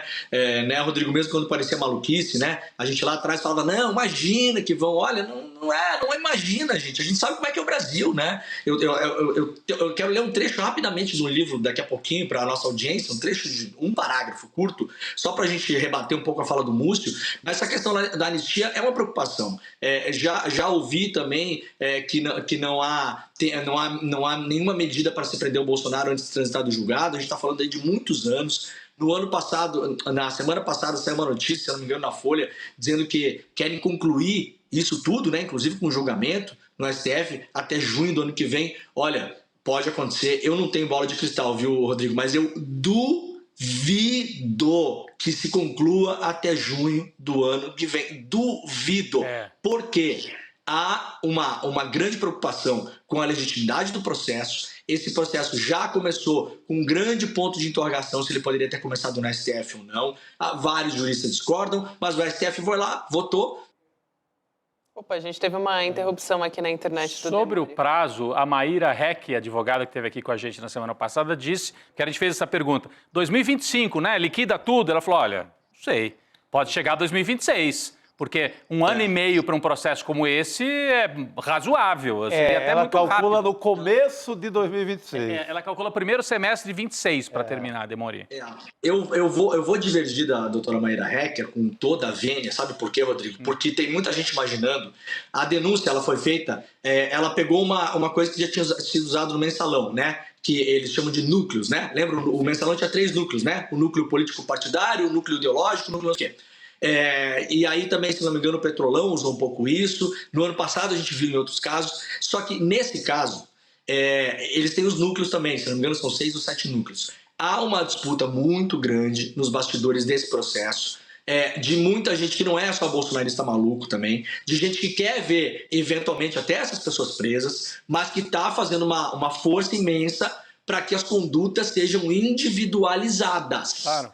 Se isso tiver que ser feito, são 36 pessoas, o Ministério Público vai ter que analisar de tudo que a gente está vendo, o que é que cada um fez e para qual crime concorre. E aí, Rodrigo, isso vai demorar muito tempo. E aí depois os julgamentos, não é como o 8 de janeiro. O 8 de janeiro, o STF usou uma tese que é chamada crime de multidão, que é quando tem um linchamento, por exemplo, é o exemplo mais clássico de crime de multidão. Quando tem um linchamento, muitas pessoas batem em um ser humano, esse ser humano morre, você não tem como saber qual foi o chute que matou a pessoa. Então você acaba indiciando todas elas por tentativa ou assassinato. Tá? Isso é crime de multidão, acontece com briga de torcida, com briga de gangue, com briga de rua, com brigas de multidão. O STF usou essa tese para não individualizar as condutas de muitas pessoas do 8 de janeiro. Nesse processo de agora, já está tendo uma reação muito forte para que isso não aconteça, porque isso lá no futuro pode levar a nulidades. Então tem muita gente preocupada com isso. Então eu acho que esse prazo de terminar em junho do ano que vem é uma ficção, mas veremos como a coisa anda também, né? Agora, eu queria usar isso, Gabi, só para rebater a fala do ministro Múcio, né? Que eu acho que é o cara que está dentro do governo ali, contemporizando e passando pano, e também é um cara que já falou sobre anistia, a gente tem que deixar claro isso, né? O ministro Múcio já falou sobre anistia, então, e foi usada essa tese por muita gente, inclusive, pelo Múcio, de que não foram as Forças Armadas, né? E a própria defesa do Bolsonaro falou, e o próprio Bolsonaro falou, né, Lu? Ele falou nessa entrevista que ele deu no aeroporto, ele falou, não se dá golpe sem ter todas as Forças Armadas, né? Você não tem como dar um golpe se você não tem todo o Exército, toda a Marinha, toda a Aeronáutica. Bom, eu estou relendo, na verdade, um livro que, aliás, sugiro para as pessoas, Forças Armadas e Política no Brasil, do José Murilo de Carvalho, é um dos maiores estudiosos das nossas Forças Armadas, da história, né? Isso aqui é uma coleção de ensaios que ele escreveu desde os anos 60, e aí esse livro foi reeditado por causa de 2018 e por tudo que a gente vive hoje, né? As Forças Armadas, elas voltaram na moda da notícia, digamos assim. E aí, Rodrigo, olha que curioso, na página 68 do livro, 69, o José Murilo de Carvalho ele fala o seguinte, sobre essa ideia de que você tem que dar golpe com todas as Forças Armadas. Isso é uma falácia já desconstruída por ele, já desde os primeiros golpes da República em 1989 e para frente. Ele escreve, à exceção do episódio conhecido como Manifesto dos 13 Generais, Exército e Marinha nunca intervieram conjuntamente na história, ou se combatiam entre si, ou promoviam movimentos independentes. Daí tratarmos separadamente as duas forças. Começando pelo Exército, ficou claro que não se pode falar em intervenções da corporação como um todo. Ele fala isso. As intervenções militares ao longo da história não foram nunca intervenções da corporação como um todo. É um fato contra-histórico você falar que tem que ser toda a corporação que vai dar um golpe militar. Diz José Murilo de Carvalho, as intervenções variavam em sua natureza em função de grupos que as promoviam.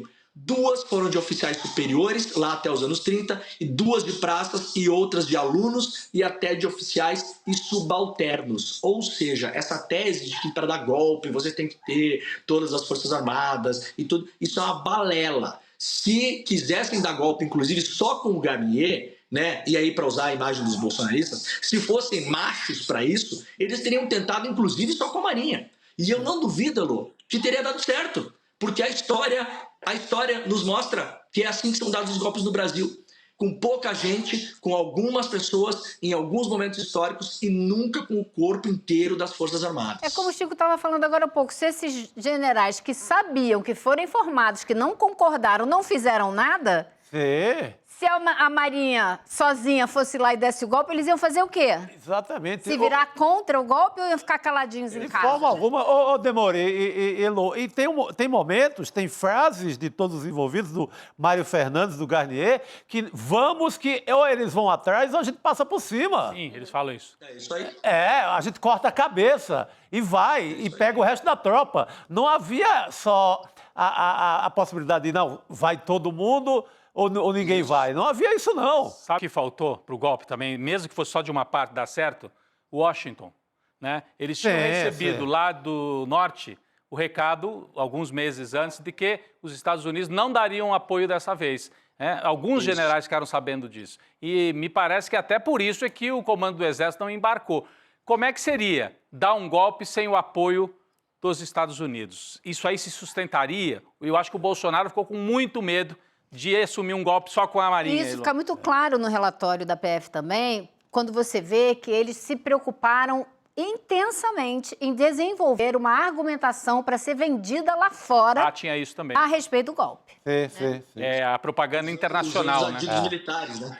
Usando os adidos militares e aquelas pessoas que a gente trouxe aqui até na semana passada, né? Os lobistas oficiais do Exército. O Exército pode contratar oficiais que já estão na reserva por tempo determinado e o nome desse cargo é assessor parlamentar. Então, eles usariam esses assessores parlamentares com os parlamentares das bases e também em Brasília, para já convencê-los dentro do Brasil e fora do Brasil de que aquilo era legítimo e a gente estava restabelecendo a democracia brasileira. O relatório cita pelo menos 3 assessores parlamentares das forças, Perfeito. exatamente nessa que condição. seriam usados nessa propaganda internacional. Exato. Demore, obrigada por hoje. Aliás, você já está melhor, né? Eu ia dizer melhoras, mas acho que agora você já deu uma tá... tossidinha aí. Não, mas tá bem, Já tá tá no firme e jogo, forte. tá no jogo. Não, mas já tô melhor. Eu tava ficando muito feliz, Gabi, porque antes de entrar no ar, eu tava olhando para baixo, assim, quando a gente fica esperando, a gente fica olhando para baixo, porque eu tava lendo livro aqui, né? Eu tava lendo livro aqui para pegar o trecho e tal, e aí eu pensei, a Gabi falou assim... Eu tô muito feliz hoje porque está entre nós, Elô. E daí eu soltei o livro, eu joguei o livro pra trás, assim, ó. Me levantei, porque eu pensei que ela ia me chamar. Sou eu. Mas era E ela Elô. chamou a Heloísa Vilela. É isso. Demore, mas tem como me culpar por isso? Não, né? Tem como, Óbvio né? que não. Vilela. Mas olha, também tô muito feliz com a sua volta, tá? Que bom. Tô muito feliz, mas é que eu tava radiante porque é presença no estúdio, né? Vem aqui pro estúdio que eu fico radiante também, tá bom? É isso. Tá bom, Combinado. logo nos veremos. Boa. Verdade. Valeu. Um beijo. Obrigado, Até a Demore. próxima. Beijo, querido. Boa noite. Gente, saiu uma notícia aqui agora no Globo, que acho importante a gente trazer, viu, pessoal? Do Supremo Tribunal Federal, que vai julgar no início de dezembro, de acordo com o Globo, um recurso da defesa do Bolsonaro, olha só, para declarar o impedimento do Alexandre de Moraes no inquérito do golpismo. Eles vão tentar. Isso já estava meio com uma bola cantada, Eles né? vão espernear, mas isso aí é Mas sem chance. esse tema ele foi pautado pelo presidente lá do STF, né, o Luiz Roberto Barroso, relator desse caso, e tinha sido rejeitado já esse pedido dos advogados do Bolsonaro em fevereiro passado. Esse caso vai ser discutido entre os dias 6 e 13 de dezembro no plenário virtual do Supremo, então para a gente ficar de olho, sem a necessidade dos ministros estarem ali presencialmente, né, portanto. Sim. Então, dos 11 integrantes do STF, só o Xandão, que é o alvo da ação de Bolsonaro, não vai votar. Vai dar Cássio, tira o Cássio, vai dar 9-1, 9-2. Porque se for retirar das causas todo e qualquer juiz do Brasil que uma parte não goste, ou uma parte tentou matar, você tira todos os juízes da Amazônia, todos os juízes envolvidos com questão de garimpo, você tira praticamente 80% dos juízes do Brasil, todos os juízes dos casos do jogo do bicho foram ameaçados de morte.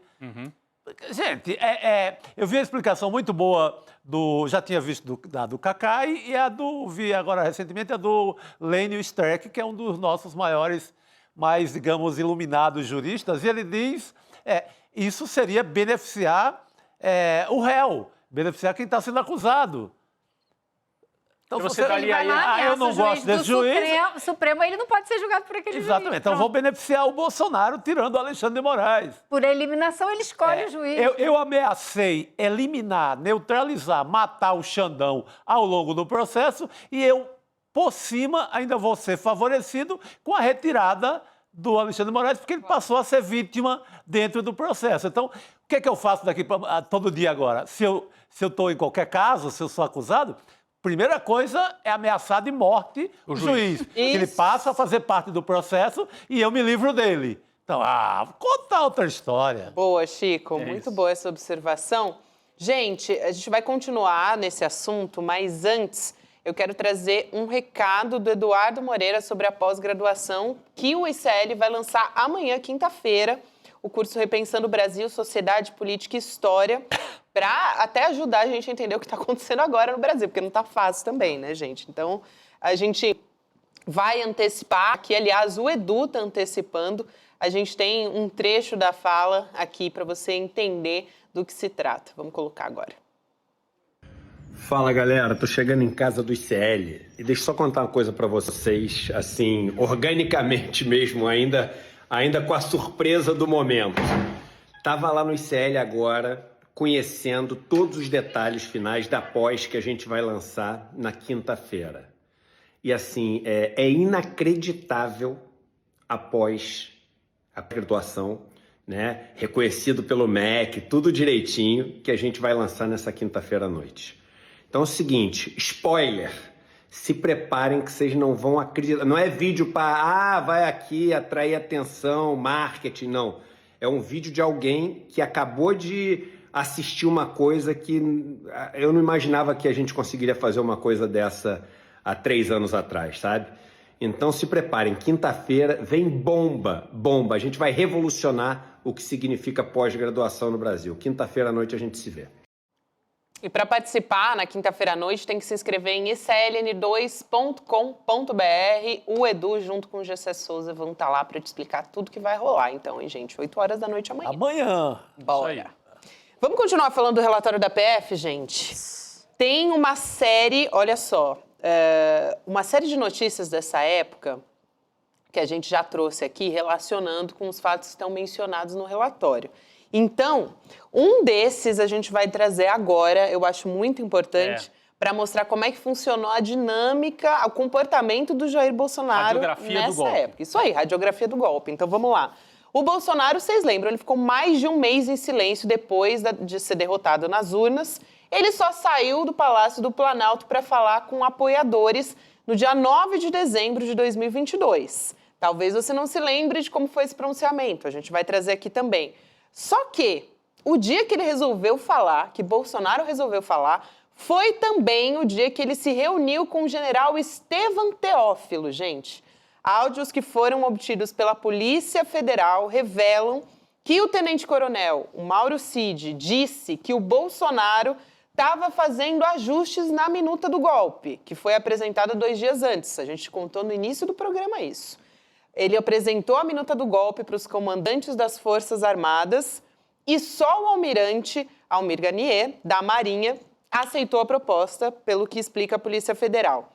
E aí o Bolsonaro foi conversar com o Estevão Teófilo. Isso está até no documento, Gabi. Eu queria pedir para a nossa equipe colocar aqui na tela. Vamos colocar. Isso que a Gabi estava resumindo está na página 845 do relatório da Polícia Federal. O Bolsonaro, quando fica sabendo, as 3 forças não vêm.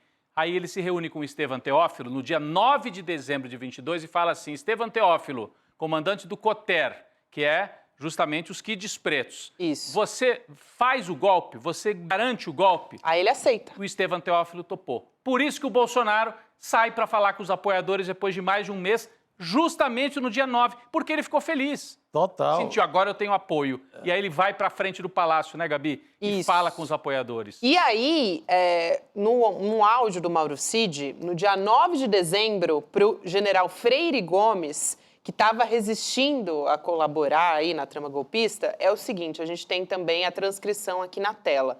Boa tarde, general, só para atualizar o senhor do que vem acontecendo. É o seguinte, o presidente tem recebido várias pressões para tomar uma medida mais pesada, onde ele vai, obviamente, utilizando as forças, né? Mas ele sabe, ele ainda continua com aquela ideia que ele saiu da última reunião. Mas a pressão que ele recebe é de todo mundo. Ele está, cara do agro. São alguns deputados, né? Né? Então, a pressão que ele tem recebido é muito grande. Hoje, o que ele fez hoje de manhã? Ele enxugou o decreto. Enxugou o decreto? Decreto é a minuta do golpe, gente. Aqueles considerandos, que o senhor viu e enxugou o decreto, fez um decreto muito mais resumido, né? E o que ele comentou de falar com o general Teófilo, olha só aí, mais um indicativo.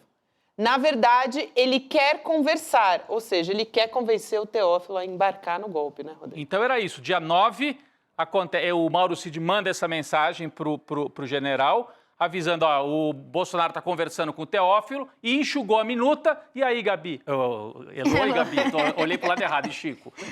Elô. Aí, no dia 9, animadão, porque o Teófilo topou. Aí ele vai falar com a galera. Vai falar com a galera. Com a base dele. Aí a gente tem ele Vamos lá ver fora. o que ele disse para os apoiadores dele no dia da reunião com o Estevão Teófilo. Vamos relembrar. Sempre disse, ao longo desses 4 anos, que as Forças Armadas são o último obstáculo para o socialismo. As Forças Armadas, tenho certeza, estão unidas.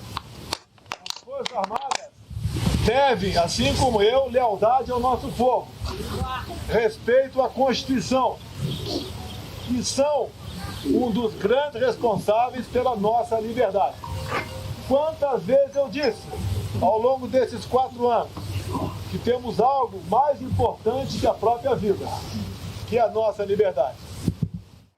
É interessante, né? Porque ele ganhou vida nova. É. Ficou animado agora, começou a falar aquele chavão dele, né? Doar vida pela liberdade, a coisa mais importante é a liberdade e tal. Agora, eu acho curioso também, porque ele fica tentando vender a ideia de que existe uma união das Forças Armadas, que está todo mundo unido. O que a gente sabe hoje que não é verdade. Sim. Não é exatamente uma verdade. Eu achei que ele tenta dar uma cantada, né? Para unir ali, olha, vocês são o último obstáculo contra o socialismo. Ou isso ou socialismo, ou comunismo, aquele delírio dele. Então, ele dá uma cantada, ele dá uma amaciada na tropa para, olha, venha que a gente pode dar um jeito. Aí, um dia antes disso, eu pesquisei agora matérias de todos os jornais. O Anderson Torres espalhando em toda a imprensa que o Bolsonaro estava em um estado de depressão. Olha, eles estavam confundindo a opinião pública, né? Tá deprimido. Tava deprimido nada, tava fazendo articulação. Na moita pelo golpe. Conspirando, era esse o estado de depressão do O Bolsonaro. estágio de... Exato. Estado de conspiração era o estado. Conspiração. Onde E estava o tem Bolsonaro. mais, né? Ele continua falando, ele fala das manifestações também, diz que tudo vai dar certo no momento oportuno, porque ele já estava ali, o quê? Tramando o momento oportuno, né? Tem mais um trecho? Tem mais um trecho, vamos Vamos assistir. Nunca vi no mundo o povo ir à rua para um presidente ficar. Eu só vi, ao longo de 67 anos, o povo ir às ruas para tirar o presidente. Se manifestando de acordo com as nossas leis. Vocês são cidadãos de verdade. Está na hora de parar de ser tratado como outra coisa aqui no Brasil. Sim! Acredito em vocês. Vamos acreditar no nosso país. Se Deus quiser, tudo dará certo no momento oportuno. Tudo dará certo no momento oportuno, eu acredito em vocês. O cara foi lá para dar uma injeção de ânimo na turma que eles precisavam como suporte para o golpe, né? Isso é 9 de dezembro, né? 9 de dezembro. 6 dias depois, a equipe do Copa 2022 estaria na se preparando para, se necessário, matar o Alexandre de Moraes. 15 de dezembro. Gente, a gente vinha de uma eleição. O Lula ganhou a eleição. Ali estava quente a eleição do Lula. Isso que era nada de falar nesse sentido. Nada. Nada de entregar a rapadura. A coisa era ir para cima. Do lado dele estava o Braga Neto ali nessa imagem que a gente mostrou, né? Foi na frente do Palácio da Alvorada, ali, ó, do lado esquerdo, para quem está olhando de frente, a hora que a imagem ficar mais aberta, estava o Braga Neto. Eu tentei, esse aqui, ó, de calça azul e uma camisa de manga curta. Camisa de manga curta meio rosada. Lá no fundo eu tentei identificar quem era. Acho que tem o sanfoneiro, o segundo do lado do Braga Neto, né?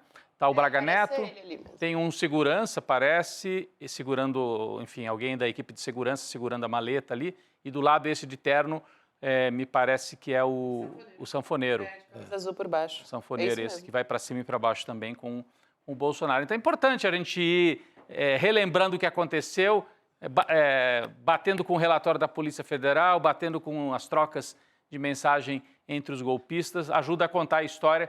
Tem mais um personagem aqui que a gente vai trazer, não é isso, Gabi? Tem mais um personagem, mais uma vez a gente juntando com os golpistas, né?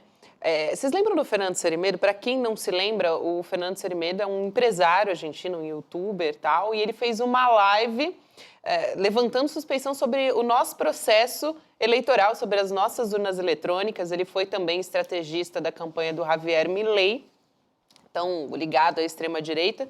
E ele apresenta, né, nesse vídeo, nessa live, supostamente fraude no nosso processo, né, nas nossas urnas eletrônicas. E aí, a gente junta com as conversas que os golpistas estavam tendo aqui enquanto eles estavam tramando o golpe.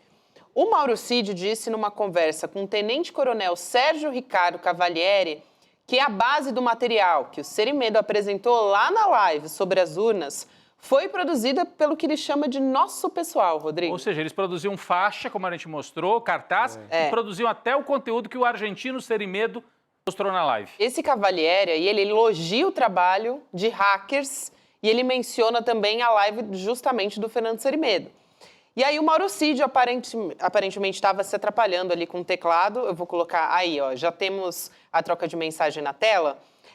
Ele diz que se baseou em informações elaboradas pela equipe dele, aí ele fala, isso foi a base do argelino, mas aparentemente ele estava querendo dizer, isso foi a base do argentino. Sim. E em cima ele está falando, foi o nosso pessoal que fez, e dá uma risada. Nosso pessoal que fez, porque o outro, o Cavalieri, estava elogiando, né? Isso. Elogiando o material. Muito boa essa análise desses caras. E aí o Mauro Cid diz, nosso pessoal é que fez. Né? O nosso pessoal era essa turma aí dentro do Palácio, a turma de comunicação do Exército ou dos bolsonaristas do Exército. É interessante porque o Cavalieri vira para o Mauro Cid e fala, você já recebeu isso, né, esse conteúdo?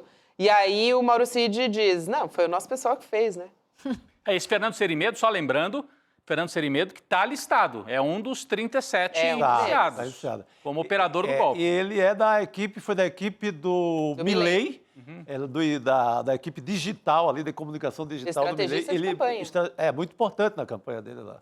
Fundamental. Então temos um argentino entre os indiciados. Além de todos esses militar e tal, tem um argentino, tem o Felipe Martins, que é civil dessa área. Eu me confundi aqui na hora que você estava falando, perguntando de militares presos, né? Eu falei, o Felipe Martins não, ele é civil, mas foi preso.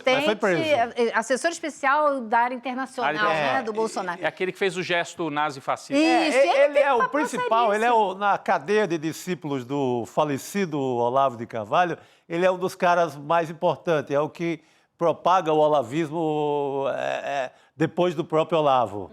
Ele é um olavista dentro do governo, vamos dizer assim. Tem outro olavista importantíssimo, que é o jurista que escreveu um livro em 2021 e que foi listado no inquérito, no relatório da Polícia Federal, chamado Amaury Feres Saad. Ele foi mencionado na CPMI do golpe e ele é o cara que escreveu um livro defendendo esse uso absurdo do artigo 142 da Constituição como justificativa para o Exército entrar e acabar com a democracia, como se isso fosse possível. E eles falam, né, se você tiver uma situação de exceção, então isso se justifica. Acontece que, primeiro, que não se justifica. Segundo, que não tinha situação de exceção. Eles estavam atípica a maneira de se comportar do miliciano. Eu vou lá, crio o problema para vender a solução, mentirosa no caso, né? Excelente. Mas é isso. É isso aí. Está indiciado também? É esse que está na tela? É o Saad? Esse aí. Tem uma foto muito curiosa que ele tinha nas postagens dele, ele apagou, essa aí, que é o Olavo de Carvalho segurando o livro dele. O Olavo segurando o livro dele? O livro onde ele defende esse absurdo a respeito do artigo 142 da Constituição. É um nome que a gente falou pouco, né? É André... Pouquíssimo. Amaury Feres Saad. Amaury Feres Saad. São duas figuras que eu catei ali no documento que eu achei curiosa. A outra é do padre mentiroso, né? Que rezava na cartilha do golpe. O padre de Osasco? O padre de Osasco. O padre de Osasco, ele pode ter mentido para a Polícia Federal. Porque a Polícia Federal apresenta no relatório as trocas de mensagens dele com Felipe Martins. E numa dessas trocas de mensagens, ele falou, estou no aeroporto, indo para Brasília, vou direto para o gabinete do Braga Neto para a reunião. E aí eles viram as passagens de avião, ele realmente foi, voltou no mesmo dia. Na Polícia Federal, quando perguntaram para ele se ele foi para a reunião do Braga Neto, ele falou, nunca fui à reunião do Braga Neto. Padre mentiroso? O padre, além de rezar na cartilha do golpe, aparentemente pode ter feito perjúrio, né? O padre também é muito pornográfico, viu? Andei lendo os relatórios dele, é interessante. Um padre... Fala bastante palavrão? Um padre pornográfico, né? É F pra cá, F pra lá. coisas que nem a Gabi leria. A Gabi, Depende. Já eu leria, né, Chico? Depende, viu, Chico? Se cair aqui no nosso roteiro... Mas ele era muito famoso nas mídias sociais, na Sim, internet, sim. porque ele fazia milhões de vídeos justamente com a grande causa dele era combater o aborto, que a gente vai falar disso mais tarde, combater o aborto, e ele comprava todas as chamadas... toda a chamada guerra cultural, né? E era em cima da... Agora, sabe há quanto tempo ele já conhecia o Bolsonaro? O Martins, o Saad, tem pouco tempo. O Bolsonaro faz parte da lista de contatos dele ativa há 11 anos. Meu Deus. Há 11 anos. Então, desde muito antes de eleição. Muito antes. 2013, é isso? Muito antes do Bolsonaro 2013. se lançar candidato até. É um personagem curioso, porque a gente sempre fala dos malafaias da vida, né? Dos radicais entre os evangélicos, e esquece esse padre aí. Os radicais católicos. Católico, de E o Felipe Martins, que é muito próximo dele, né, Elô? A gente estava até falando sobre isso antes de começar o programa, mas Elô pode falar muito melhor do que eu. Ele é muito ligado aos extremistas da Igreja Católica. Ah, o Felipe também é católico. O Felipe Martins. Felipe Martins. Tem uma foto do padre com o Felipe Martins falando, meu grande amigo, estamos aqui junto hoje e tal. É essa turma toda. Sabe quem é muito dessa católico? extrema-direita moralista. O Ives Gandra Martins. Sim. Inclusive é da Então Opus essa é a Dei. linha que É da extrema-direita liga esse católica. pessoal, talvez, né? É da extrema-direita católica. Estão todos aí juntos. Nossa. Né? Pena, porque realmente a gente fica falando dos neopentecostais, isso, aquilo, mas... Mas a Igreja Católica estava metida. Padres no Brasil inteiro também, com as mesmas pregações bolsonaristas. É isso. Eu acho que a gente fez uma boa radiografia hoje aqui.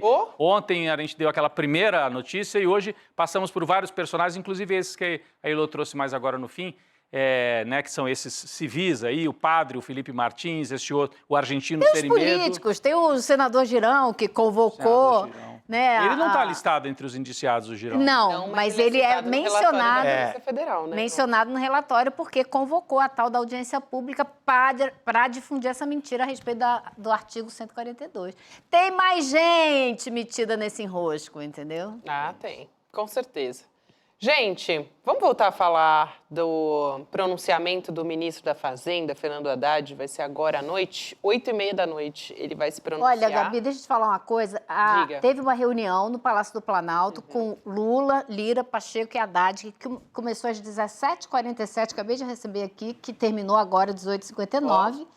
E, na sequência, o presidente Lula já começou uma reunião com líderes de vários partidos. Ou seja, Lula se sentou com Haddad para vender o pacote para o Lira e para o Pacheco. Essas reuniões estão acontecendo há semanas. E o cronograma era esse: fecha o pacote, senta com os líderes do Congresso, aí apresenta para a população nesse pronunciamento do Haddad, e o presidente Lula se sentou agora às 7h06 com líderes de vários partidos, também para vender o pacote, para facilitar a tramitação no Congresso Nacional. A gente viu hoje que o mercado financeiro ficou nervoso, né? Porque circulou a informação, a gente não tem 100% de certeza. Fechou em 5,91, Rodrigo. Bateu quase em 6, Elô. Não temos 100% de certeza, mas o Haddad, além de anunciar os cortes, né, de gastos, iria anunciar uma medida positiva para a classe trabalhadora, que seria isenção do imposto de renda até R$5 mil. Está garantido que vem isso, esse anúncio hoje mesmo? Está garantido que vem isso, está garantido que vem isso no pacote. Agora,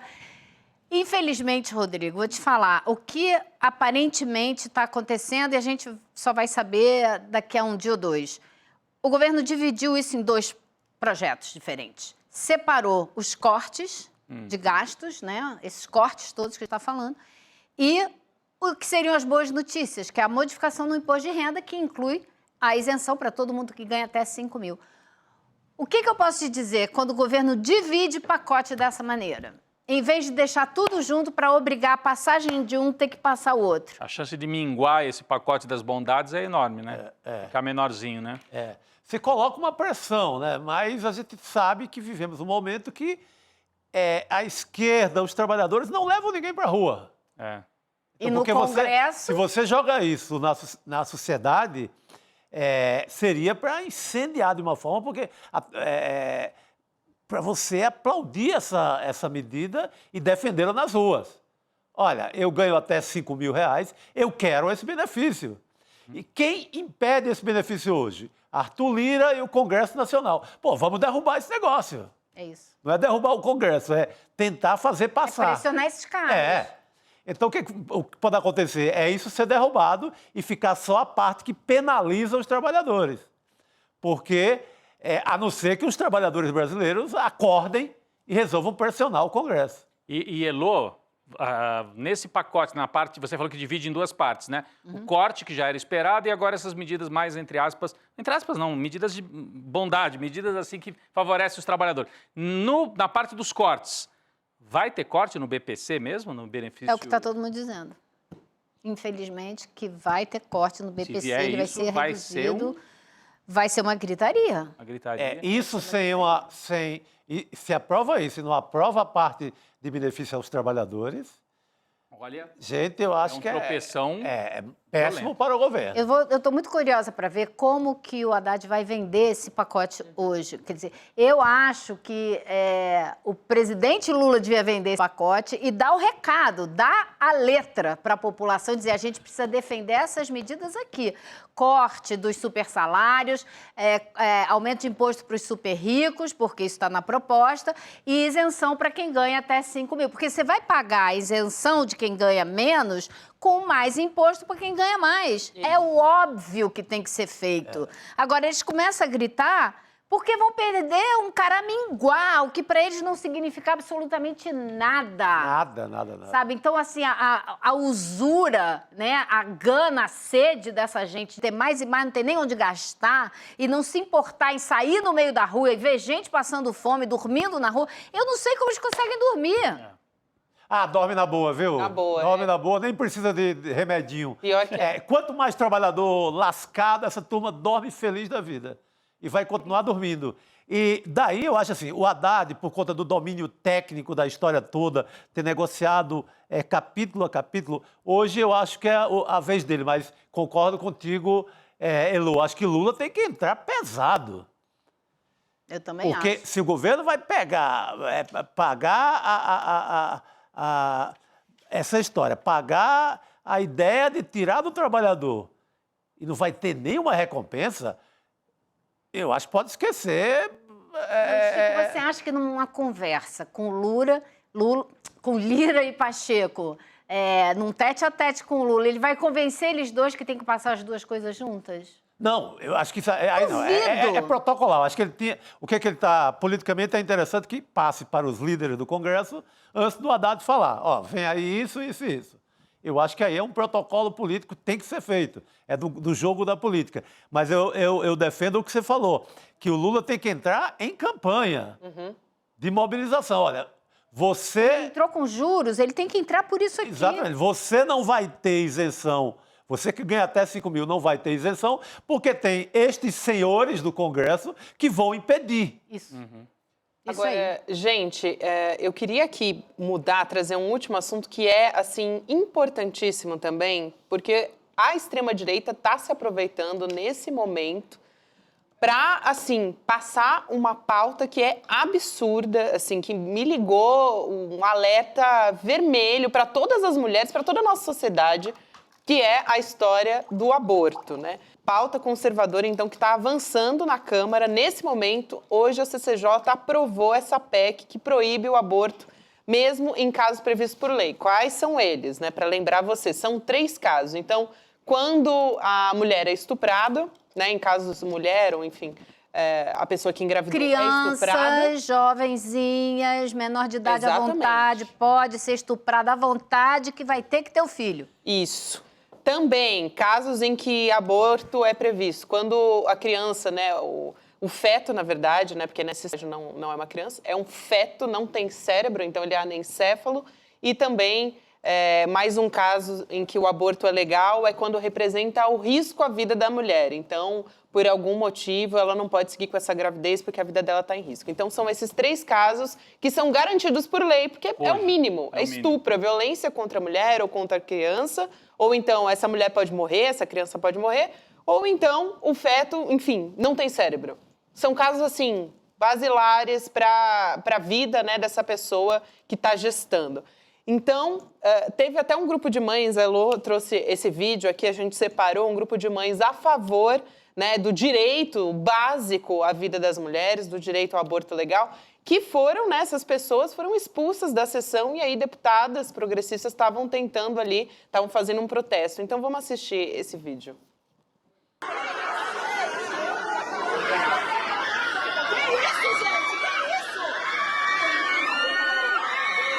Mulheres gritando, né? Elas estavam ali se manifestando, gritando que criança não é mãe, né?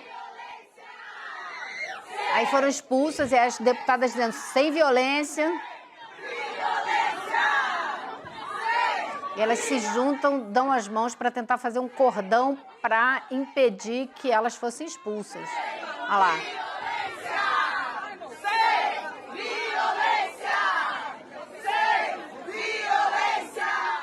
Agora, é tão revoltante isso, cara. Vou te falar, tão revoltante que, como diz uma amiga minha, meu sangue estava fervendo hoje quando eu vi isso, cara. A gente já não tem os direitos que devia ter.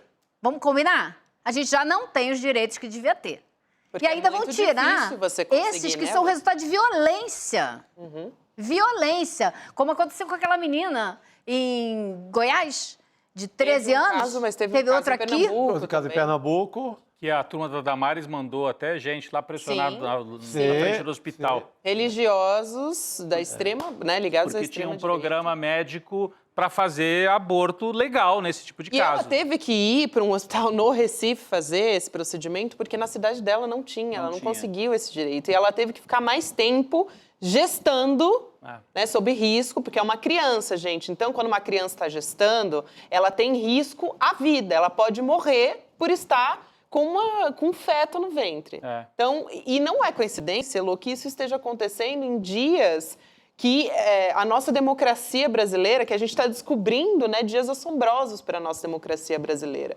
É tudo estrategicamente, assim, pensado. Sim, porque a extrema-direita precisa de uma pauta que possa chamar de vitoriosa. Quando a gente está debelando toda a tentativa de golpe que eles fizeram para acabar com a nossa democracia. Então, eles vão para o Congresso para dizer que, né, poder animar as bases, dizer que estamos vencendo. Um projeto que foi vencido nas ruas pelas mulheres. Tinha sido retirado. O PL do estupro foi vencido nas ruas. Só para entender, ele voltou com outro formato agora, pelo que eu entendi, é isso, Elô? Não sei se você tem os detalhes. Ele volta para a comissão. Volta para a comissão. Ele estava para ir já... Porque é um projeto que foi apresentado em 2012. Exato. Boa. Né? Do Eduardo Cunha, esse projeto, viu, Rodrigo? Eu não tenho a tramitação dele, não. Não sei como é que é a tramitação dele. É porque tinha sido derrotado nas ruas e agora volta. E a chefe da CCJ é uma bolsonarista, né? Uma extremista. Uma mulher, inclusive. Caroline de Tone. Caroline de Tone, exatamente. Então, bom, a gente vai continuar acompanhando. Teve um parecer aí da relatora, que também, outra bolsonarista, deputada Cris Tonieto, do PL do Rio, que votou também. É braço direito da Caroline de Tone, está sempre do lado dela nas sessões e substitui a Caroline quando ela tem que sair. A dupla dinâmica. É isso. É o Batman e Robin da maldade. Agora, como é que fica? Só para fechar esse assunto, a proposta vai ser encaminhada para apreciação de uma comissão especial que ainda vai ser criada. Então, dá tempo de barrar, a gente tem que pressionar antes dessa votação ir a plenário. Agora, eles ficam criando tanta coisa para a gente, né? A gente se desdobrar em 1000 para poder dar conta. É muito. É isso, né? A gente parece que quando vem a onda, que você está se levantando, você acabou de tomar, né, uma onda e você está se levantando, vem outra e você não consegue. É um pouco isso que acontece no nosso Congresso Nacional hoje, gente. Bom, minuto final aqui, vamos para a notícia boa. Lançamento da nossa pós-graduação que está pertíssimo de acontecer, vai ser amanhã. O Eduardo Moreira e o Gessé Souza vão estar ao vivo amanhã aqui, 8 horas da noite, para trazer todos os detalhes da nossa pós, disciplina, formato, quem vai ser professor, né? Enfim. O nome da pós-graduação eu já revelei aqui para vocês, Repensando o Brasil, Sociedade, Política e História, e vai ser um curso em parceria com a FESP-SP, que é a primeira escola de Sociologia e Política de São Paulo, inclusive do Brasil, né? A FESP-SP é super tradicional, então, assim, vai ser fundamental para a gente. Tem recado do Edu, vamos trazer a partir de agora, vamos ver. O ICL vai lançar uma pós-graduação com os melhores professores e professoras do país, por um valor quase que simbólico e cheio de vantagens para quem já é membro do ICL. Fato ou fake? Pois é, difícil de acreditar, mas é fato. E é mais do que isso ainda. Em parceria com a FESP, uma das maiores escolas do país, onde estudaram Darcy Ribeiro, Sérgio Buarque de Holanda, Florestan Fernandes. É isso mesmo, pós, reconhecida pelo MEC. É o próximo passo da revolução do ICL. Para você participar do lançamento, sabendo quais são essas pós, quais são os professores e professoras e as condições para você se inscrever e já no começo do ano que vem começar a cursar essa pós-graduação, e dia 28 de novembro, uma quinta-feira às 8 horas da noite, a gente vai estar junto para saber dessas novidades. Participe do novo passo da revolução. Tem condição especial para quem assistir amanhã ao vivo, às 8 horas da noite, então garante a sua vaga em icln2.com.br, condição exclusiva para quem for se matricular. Então, eu recomendo fortemente que você faça sua inscrição agora. Eu também. Gente, tem também o Prêmio Best, tá? Quero lembrar que dá tempo de votar no ICL na final do Prêmio Best. O ICL Notícias está lá, a gente está concorrendo em 4 categorias e você pode votar em icl.com.br/ibest. César Calejão está lá também, Eduardo Moreira, nosso ICL e o nosso ICL e também o ICL Notícias, né? São 2 categorias diferentes que você pode votar ali também, como canal de opinião e também como jornalismo. Então vamos nessa. Recados dados aqui, agora a gente vai... Provocação histórica, né? Para o Provocação Histórica. É isso. Provocação Histórica, né, Rodrigo? A gente pode colocar aqui na tela? Aí, agora sim.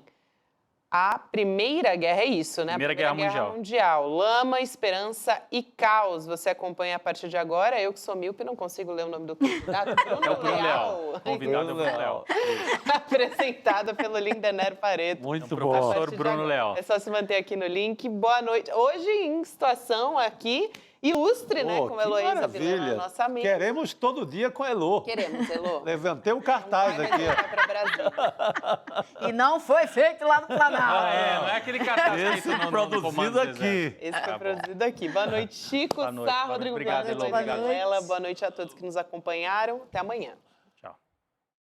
Fala, turma, é amanhã que a gente vai ter um dia histórico no ICL, o lançamento da pós-graduação ICL em parceria com a FESP, escola onde estudaram Darcy Ribeiro, Florestan Fernandes e tantos outros nomes.